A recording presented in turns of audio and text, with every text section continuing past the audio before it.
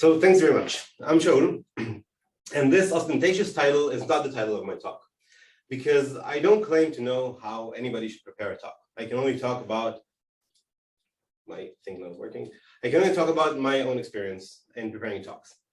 But even this is not the title of my talk. The actual title of my talk is How I Prepare a Talk About Determinization of One-Counter Nets. And the reason for the specificity is because talks are genuinely and fundamentally different. They differ by the target audience. They differ by whether it's a workshop or a conference or an invited talk where I'm the only speaker, or a job talk where I'm trying to sell myself rather than my work. They differ by all these parameters, and all these parameters have to be taken into consideration when we prepare a talk, or when I prepare a talk. So I'm going to focus on slides about determinization of one-counter nets as kind of a case in point a little bit, but we'll try to extrapolate to more general ideas, obviously. Right, so let's start by asking ourselves, what is a talk? And in my view, a talk is a show. And moreover, it's a show that I'm the director and I'm the writer, and maybe I'm the main character even. And in order to make this show well written, I need to take into consideration lots of parameters and think about them. And the main point is to actively think about various questions. So for example, I need to think about the context and the audience of the talk, like I've just said. And I need to think maybe the audience is tired. Maybe the audience is just after lunch. Am I the first speaker? I'm the last speaker. If I can adapt my talk to this, this will be useful.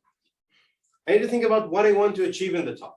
So am I trying to convey the contents of the paper? Am I trying to sell myself in a job talk?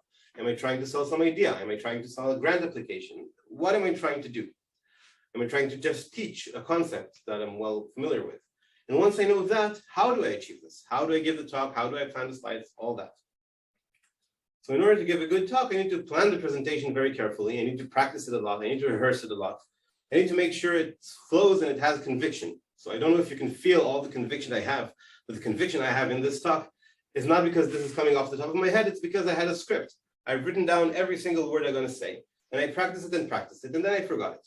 But that's beside the point. So once I've planned my presentation, I have that, I need to decide what kind of show do I want to put on. And for this, I can pick one of many genres and ideas and directions. So it can be a comedy. I can try to entertain and to make people laugh, which is what I will try to do. Maybe succeed, maybe fail, we'll have to see. It can be a proper stand-up. If you're really good at it, you can actually make everybody laugh during the entire talk. It can be a drama. Maybe you have a heartwarming story about how you need to determinize one-counter nets, as I do. It can be a thriller. Maybe you start with some global threat of, I don't know, crypto something breaking down, and the only way to solve it is by solving the determinization of one-counter nets. And it can be lots of other stuff. It can even be a lecture where you just teach. That can be good. I don't find it useful for conferences usually because you don't have time to properly teach, but it's also an approach. It can even be a sales pitch if you're selling something like, I don't know, a proposal or something. Again, not really recommended, but possible. So the point is you pick a type of show and then you plan a good show. And the main point is that the talk will not be boring or unclear. Because if the show is boring or unclear, then it defeats the purpose. You're now giving information and nobody is either listening or understanding. So that's beside the point. That's missing the point. Right. So given that, if you agree with me, the talk is a show. If you don't agree with me, that's fine, but that'll make the talk quite aggravating to go on, but you're free to disagree with me. So once I started to plan the talk, I asked myself, what do I want to achieve in this talk? And for that, I need to identify the players in the talk. So there is the paper that I'm trying to present in a conference talk, for example. And then there is me. And then there is the audience. And the common misconception that you see in a lot of talks, I think, is the thought that a talk should take the paper and put it inside the audience. And I think this is misguided for several reasons. So first of all, you're likely to have way too much contents in your paper than you can shove into an audience in 30 minutes or however long you have. Also, you don't really expect the audience to know your paper by the end of the talk. You expect them to be curious about the paper, to be interested, to want to listen more, to want to read the paper, to want to talk to you, but not to know everything. And more importantly, the audience doesn't expect to know your paper. You don't sit at a talk and expect to understand the entire work by the time it's done. You're expecting maybe to be entertained, maybe to understand some new concept, some new idea, to get a grasp of the field, something, but you don't expect to know a paper. So really, there is no reason to try and shove papers into audiences. And the point of this is that the question, what do I want to achieve in a talk, is a difficult question. It's not completely trivial. So it should be asked explicitly and actively. So when I plan a talk, I sit and I ask myself, what do I want to achieve? And then I try to answer it. And answering it is really difficult in a lot of cases. So for a conference talk, I usually hang around the idea that by the end of the talk, I want the audience to think, that's quite nice. I hadn't thought of that. I should remember this technique or this result or this person. Basically, something that would linger beyond the scope of the talk. If something lingers beyond the talk, I've succeeded, because now I have interest in me or in the paper and whatever it is I'm trying to convey. Right. So once I've decided what I want to do, I need to choose contents, because all things said and done, the talk should focus around the paper, probably, roughly. So what consists of paper? What is the paper made of? It has some motivations, which are parts of the story that you use to say why your research is important. And this is a great thing to put in the talk, because the same way I motivate the paper, I can motivate the audience to see why this research is important. There are definitions, which are the concepts that I study in this paper. And these are important to convey, because if the audience doesn't know what you're talking about, it's unlikely that you'll be able to say anything else. So this is of interest just to start the talk, but it's also of independent interest, because maybe the definitions are the interesting part of the paper, and maybe people who don't know the topic will be interested just in knowing what it is you're talking about, rather than what it is you're showing about the thing. So this is a good thing to place in the talk. Also, usually definitions are fairly easy to explain. They're usually not the most complicated thing in the paper. Usually, again, everything I say is it's personal and it's context dependent. The next thing you might have is theorems, the results you actually show. And you need to think about whether you want to put them in the slides and which of them, if any, and how you present them. And I differentiate between theorems and the techniques used to prove them. So this usually is the majority of the paper. And this is also the hardest part to put in the paper, the proofs, the actual technical results. And sometimes there's an urge to shove as much proofs as I can into a talk. And I think this is not a good strategy, because people are not going to understand it. And you also need to think about what added value there is in it. So if people understand the proof, do they understand your paper better? Will they be more intrigued? Will it help them? Because if they want to, they can always read the paper. Some papers also contain experimental results. Now, I'm not saying that people who do experimental results are in any way inferior to theoreticians. Moving on. So what contents do I want to choose? Theoreticians are not as great, but that's fine. So what contents do I want to choose for the paper? Let's see an example for the OCN work that I mentioned. So my paper is about one-counter nets. Not everyone is familiar with them. So obviously I will have to somehow introduce them. Maybe as a formal definition, maybe somehow else, but I need to define them. And then the main contributions are notions of non-determinism, which fall into the definition and motivation category, depending on how you look at them. And I have some preliminary results about them, which are theorems, but they're fairly easy ones, and I think I'll be able to present them. And then I have some undecidability results, which are the main theorem, and they're quite heavy, and I think I won't put them in because they use some intricate reductions, but it's just reductions. People who will see the reduction will say, oh, okay, that was a complicated reduction, but what did I learn? This is not particularly interesting. So I don't think this deserves to go in the talk. And then I have some interesting techniques and characterizations, which I really want to put in, but I'll need to think very carefully on how I can shove them in. I'm not going to get to all of this during this talk, but for the preparation of the slides. Right, so so now that I've decided what contents I will put in my talk, I need to think about how will I achieve this intent? How will I achieve my goals of the talk that I decided on? And this is the most important part of the talk, arguably.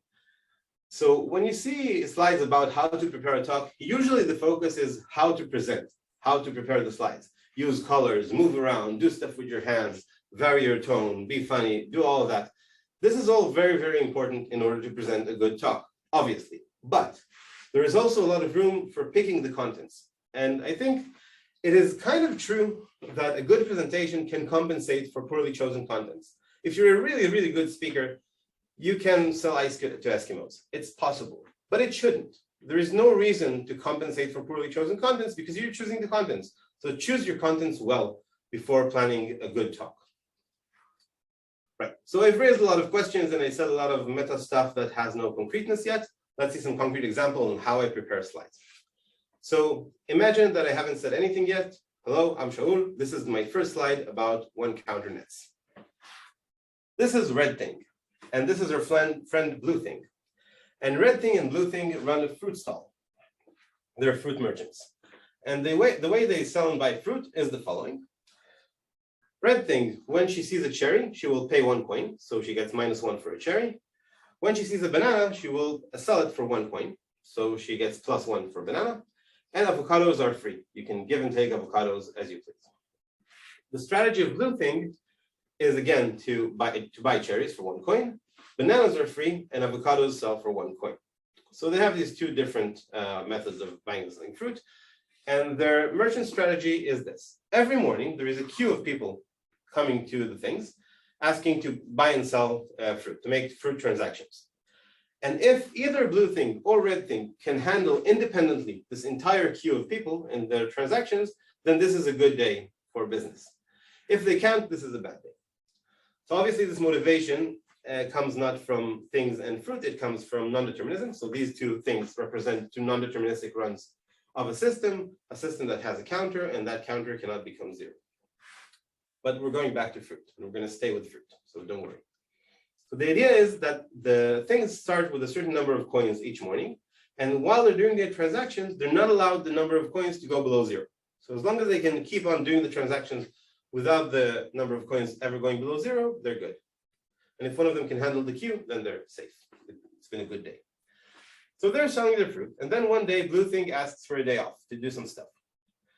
And Red Thing thinks about it, whether she can manage alone this complicated protocol of selling fruit. And she thinks about it, and she tells him, no, you can't take the day off.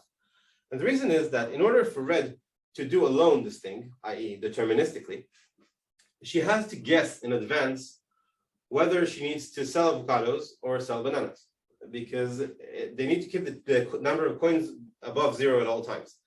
And if there is a prefix of cherries, that if a middle piece of cherries that will take the coin under 0, she needs to know whether she needs to sell first avocados or bananas in order to maintain the number of coins above 0. And she can't do that without knowing the future or without having her non-deterministic partner. So Blue Thing cannot take the day off. Okay, so they continue selling their fruit. And at this point, you may be wondering, why would they use this stupid method of selling fruit? And the reason is they're being controlled by the mafia. You can tell this is the mafia boss because he has a cigar. So one day, the mafia boss comes into town and tells them that there are new rules of selling and buying fruit. From now on, they need to start paying protection. So every day in the morning, mafia boss is going to come around and ask for a coin. If they can give mafia boss a coin in the morning, then they can go on and sell and buy their fruit as they do every day. But if they can't give mafia boss a coin in the morning, then they're not allowed to buy and sell for the rest of the day. Right, you don't argue with the mafia, so this is how they work from now on. A few days later, Blue Thing asks for a day off again to go do some stuff. Maybe now he'll get a day off. And now Red Thing stops and thinks, well, if we start the day with more than 0 coins, with 1 or more coins, then we can pay off the mafia boss and we can start and buy our fruit in the usual way, and you can't take the day off. But if tomorrow morning we start with 0 coins, then we're not going to be buying and selling anything. I can do this alone, you can take the day off. So we can see that the determinizability of the system depends on the initial number of coins. And this is what we're going to study in this work. Right, so that was the first slide of my OCN talk. Back to the meta talk. Let's break down a bit what I talked about and what I did. So I told this fun story about things and buying and selling stuff. My technical goal was to present the model of one counter nets and the problem of determinizability, and that it depends on the initial counter. Whether I did that or not, I don't know. But my presentation goal was to tell a fun story that would engage the audience, because now the audience are invested in the story and they may be following me better. So let's look at some of the devices I used for this. The first was obviously humor. And humor is a well-established technique for attracting interest and for teaching. And there are lots of reasons for it. So the first thing is that humor links you with your audience via enjoyment. So the audience enjoys your funny antics, hopefully, and they respond to it. And then they follow you, and it's engaging. It's a useful tool for that. It also provides a routine break. So if you're sitting in a conference and there are lots and lots of talks and they're all monotone and all that, suddenly something is funny, that's very heartwarming. It's happy, it's fun. So it breaks the routine, it attracts attention. Another thing that goes a little bit unnoticed, I think, about humor or underappreciated is the fact that it preps the brain for learning in the following sense. So what is a joke? A joke is something where you expect A to happen, but then B happens, and it swipes the rug from under your feet, and it makes your brain laugh. This is not all jokes, but the humor is based on something like that. And once your brain is in a humor receptive state, it's waiting for new information to come unexpectedly. But teaching is exactly that. I want my audience to be ready for new information that will come in unexpectedly. So if you make your audience laugh, you're kind of prepping their brains for learning and for receiving your new information. Now, I'm not a neuroscientist in any way, so this can all be treated as bullshit. But it is kind of supported by research about humor. You can go on and read about it. The next thing I used in the previous slide was anthropomorphism. I wrapped my characters, my definitions and my technical details in characters. And the reason for this is that because often you will find that some of your audience are humans and you have to cater for them. And one way to cater for them is to wrap things up in human form, in humanoid form. And this can take on any form, starting from just taking what you want to say and putting it in the mouth of some human thing, or wrapping your entire story in a struggle of some humanoid protagonist, such that the story is resolved in the protagonist sense when you, I don't know, prove your main theorem. And these become equivalent. If you manage to pull this off, I think the talk becomes amazing. Because then the audience is just listening to an exciting story about someone that they can relate to. And then they suddenly learn that, I don't know, something is undecidable. This is a good point to pause and say that Javier Esparza gave a talk last year about how to give a talk. And some of my contents is borrowed from there, but not all. Right, the last element I used was a story, like I said. Instead of telling you definitions and problem statements and all kinds of that stuff, I told a story, something that has a flow to it and is easy to follow. And I think this is a good way of having a plot throughout the talk. And a hard question is, how far can you carry your story? Can you carry your story all the way from the introduction to the resolvement of the problem, or does it stop at some point where you present technical details? And everything is fine to do. It's just something to think about. How far can you carry the story through? Right. So these methods of doing humor and anthropomorphism can go a long way. So here are some samples of talks I gave, a song that I wrote about OCNs. Here is a slide where I used my floating hands to point and stuff, which was, I think, quite disturbing. Here I had the stick man running around in the slides, kicking stuff, picking stuff up. These are all ways to get the audience, I think, engaged in the slides and make the talk memorable, hopefully. Right, so let's get back to OCNs a bit. I promised I would talk about OCNs as a case in point. Let's see some of the problems about OCNs. So consider a non-deterministic OCN. You don't have to consider a non-deterministic OCN. You can think about red thing and blue thing selling their fruit. And blue thing asks for a day off. And we saw that the answer of red thing, which may depend on the initial number of coins they have. So we present 4 notions of determinizability for one counter next. The first says the following. Does there exist some initial number of coins in the day such that red can manage on her own? So in this case, red answers, if we start the day with C coins, there exists some value of C, such that if we start the day with this number of coins, then you can take the day off. A little bit more strict is the definition that says, if we start the day with exactly 0 coins, then you can take the day off. We call this zero debt. And then we can play with the quantifiers a bit. So for all debt, red says, yes, I can manage for every number of coins we start with in the morning, meaning that you can take the day off. It doesn't matter how many coins we start the day with. You'll be able to take the day off, but every time I'll need to figure out how to implement the protocol deterministically. This is in contrast to uniform debt, where red just says, sure, take the day off. I know exactly what I'm going to do. I have a deterministic protocol such that no matter what number of coins I start the day with, I can cover for you. So these are 4 notions of determinizability of OCNs. Let's take them and throw them around the screen like this. And a natural question about these definitions is, are they all the same? Have I defined 4 useful concepts, or have I just defined one concept and wrapped it in various forms?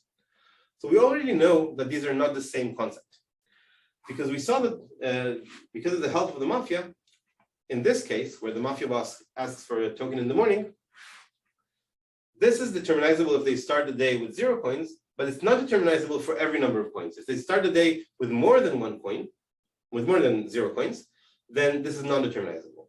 So for all debt doesn't imply 0 debt. And this is very easy to prove. Now, in fact, you can notice that there is a sequence of implications.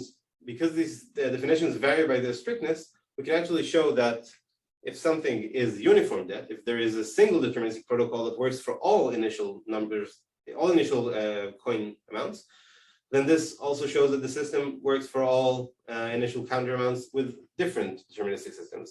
And this, in turn, if something is determinizable for all values of C, it implies that it's determinizable for 0, because 0 is a number. And similarly, if it's determinizable for 0, then there exists some number for which it's determinizable, namely 0. So these implications are very easy to show. And the question is, can we separate all of them in the opposite direction? And the answer is yes. So we separated 0 debt from for all debt. Let's now separate exist debt from 0 debt. And the way to do it is, of course, using the mafia. So now the mafia boss comes in and says that there is a new rule. If in the morning they can pay up 5 coins, all the way to the left, my hand doesn't quite get there. If in the morning they can pay 5 coins, then the mafia will flood the market with bananas, cherries, and avocados. Nobody will buy and sell anything. They'll just take whatever they want. So there is nothing to buy and sell. The protocol is deterministic. Red can manage on her own. But if they don't have 5 coins to start the day with, then they have to do their usual selling thing, which is non-determinizable. So this system is determinizable for a number of coins, which is at least 5, but not for 0. So this separates these two definitions. And finally, in order to separate for all determinism from uniform determinism, we have another example, but this example doesn't have blue and red things, so I'm going to ignore it. Right, back to the meta talk. Why did I show these 2 slides? Well, the point of these slides were to present the definitions and show some easy results, because easy results help the audience grasp the model. So sometimes you'll see talks that define things in one slide and then move on to results. The audience doesn't have time to acclimatize to the new definitions in such a short time. It's very useful to spend a long time on definitions. Spend all your time on definitions until the audience understands the problem. Once the audience understands the problem, if you have time, show the solution. If not, the audience is now curious how to solve it. So it's very useful to present easy results, definitions, stuff like that. And a very important question is, what is an easy result? How do you define an easy result? So in my view, easy is whatever I said was easy. So you'll notice that in the previous slide, I claimed lots of stuff about separating the definitions. You may have not followed all of it. I think it's unlikely that you followed all of it because it's not that trivial. It's easy, but it's easy to prove in the sense that if you have 5 minutes to sit with the definitions after understanding them, you'll be able to prove it yourselves. But I just said that it was easy, and I provided some supporting evidence. I showed you that the example is quite simple. It's not something huge and complicated. And there is a delicate point here that needs to be mentioned, which is, the easy results should make the audience feel that the results are easy, not necessarily know how to prove them themselves. There is a delicate point here, which is don't condescend. So don't make it sound as if, oh, these results were very easy for me. For you, it may be really, really difficult, but I'm a genius. No, that's not the point. The point is, make the audience feel that these results are easy, manageable. This is a topic the audience can understand, they can relate to, and they can understand all the other results. And there is one important benefit for this, which is it builds your credibility for later on when you say that something is difficult. Because now the audience says, oh, wait, this is a difficult result. Otherwise, he would have said it was easy. So this is a challenging problem that's solved here, and I should pay attention, or I should respect the problem or the person or whatever. Right. So now let's get to the results of my OCN paper. What results do I have? I have 2 main theorems. One is that on the first 3 definitions, 0 debt, exist debt, for all debt, deciding if they hold in a certain OCN is undecidable. For uniform debt, we know that it's Ackermann hard, but the problem itself is open, which is kind of interesting, this separation between the theorems. So once you have all these undecidability results, we focus on the single alphabet case, in which everybody sells and buys only cherries. And there we show that these 3 definitions above become trivial. Trivial in the sense that they always hold. It's always true that an OCN admits a deterministic equivalent in either of them. It's not completely trivial to prove that they're trivial, but they are trivial.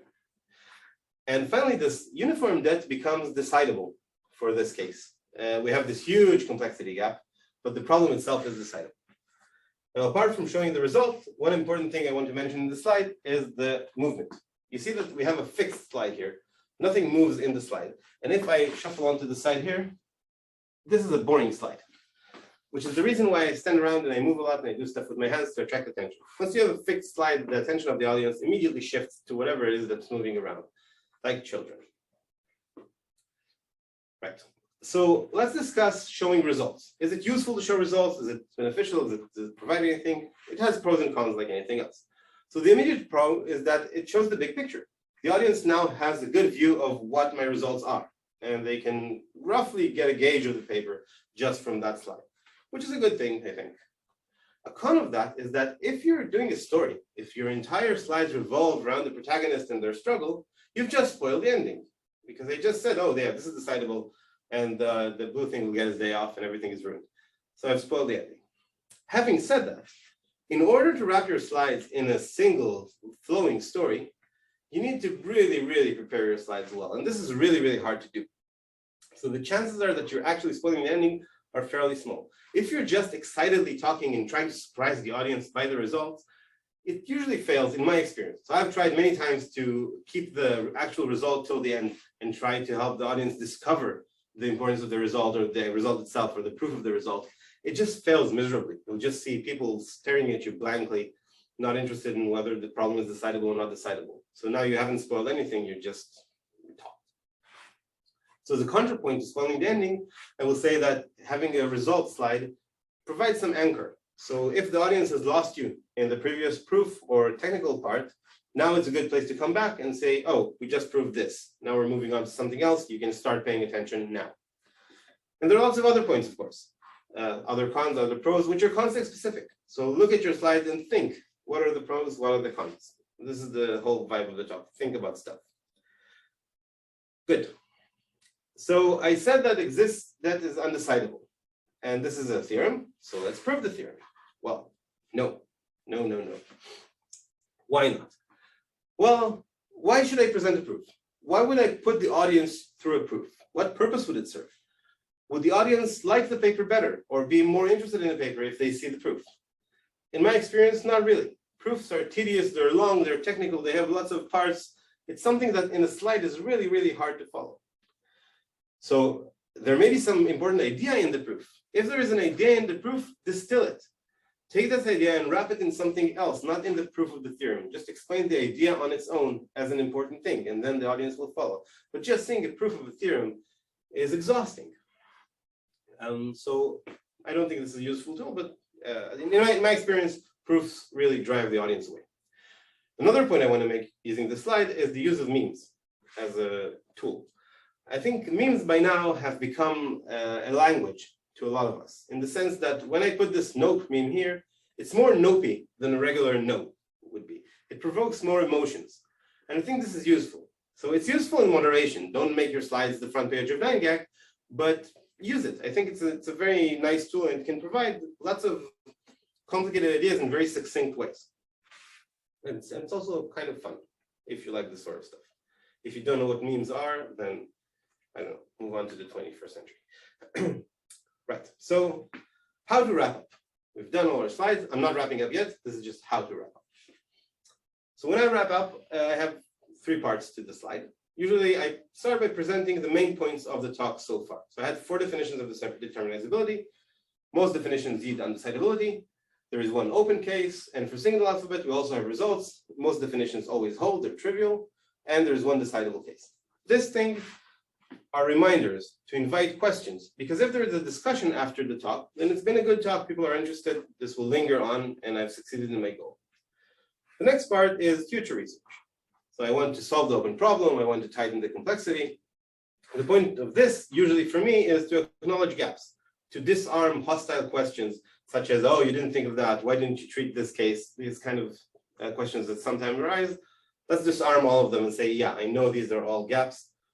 I'll try to handle them, or I don't know how to handle them, but I'm aware of them. And then there are 2 things. There's just thank you and something else. So this part is used to resolve the story. I've had a story so far. There's been lots of stuff happening. We were waiting to see whether Blue Thing will have a day off or not. Blue Thing has a day off, yay. And the last thing is the thank you. And an important tip I got from Joel Walkman a few years ago was to keep the thank you on this page. And the reason is that if you have a new slide just saying thank you, then you've effectively erased the memory of the entire audience. They now remember only thank you and nothing from your talk. So you lose a lot. So leave the thank you on this page. Another thing is never, ever, ever go over time because it's incredibly annoying to everybody. Right. So now to wrap up for real. The point of my talk, I think, was just tell you that when you prepare a talk, when you prepare slides, there is one thing you need to do, and that is think. Think about all the elements of the talk. Think about them explicitly. Ask yourself the question and try to answer it. And what am I trying to achieve? How will I achieve it? All that. Having said that, you also need to do all the other stuff. But mostly just think. That's it. Thank you.